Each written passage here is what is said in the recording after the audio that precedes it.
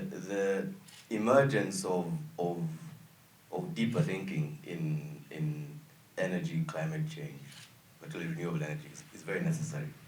I think, and I think the summit has been a great rallying point in my view around what are the next steps that need to be taken by the continent.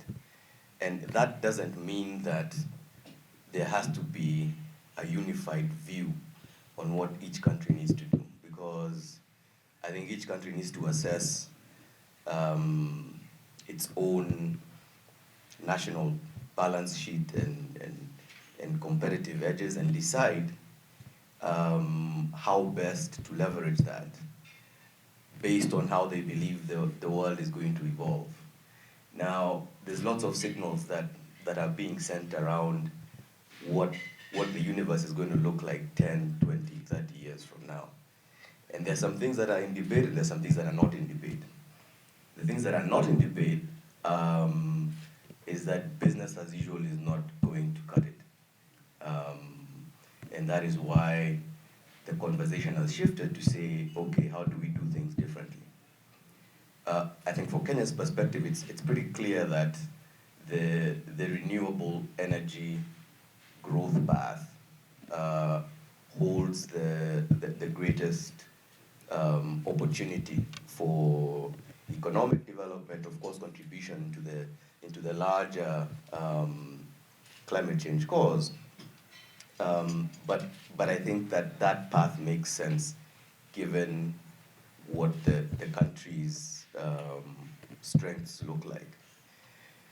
And it's good to hear that that Ghana has done the same and assessed its own kind of toolkit and said this is the path that we're going to go down.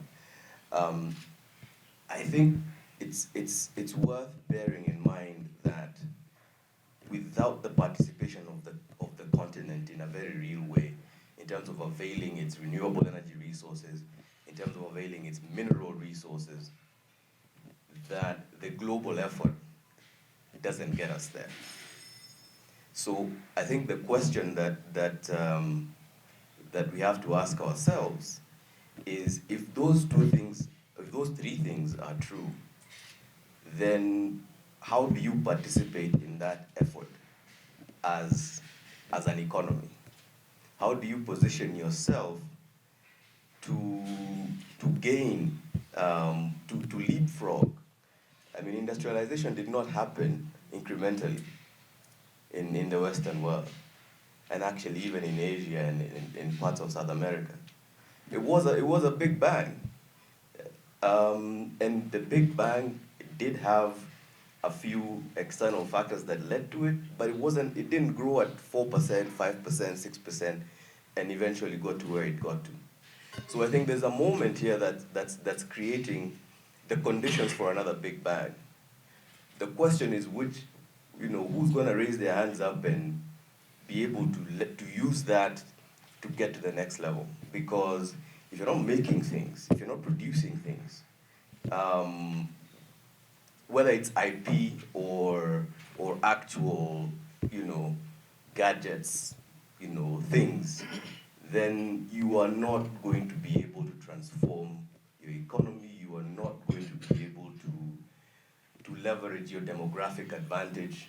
And in fact, it very quickly turns into a risk factor for you if you do not make sure that these young people have credible paths to transforming their lives.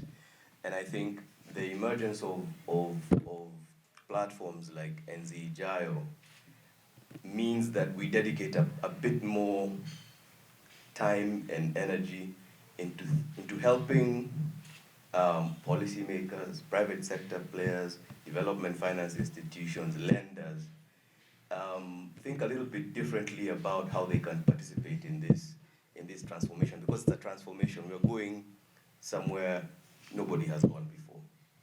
And so, Charles, well done to you. Good luck on this journey, and we're there to support you all the way.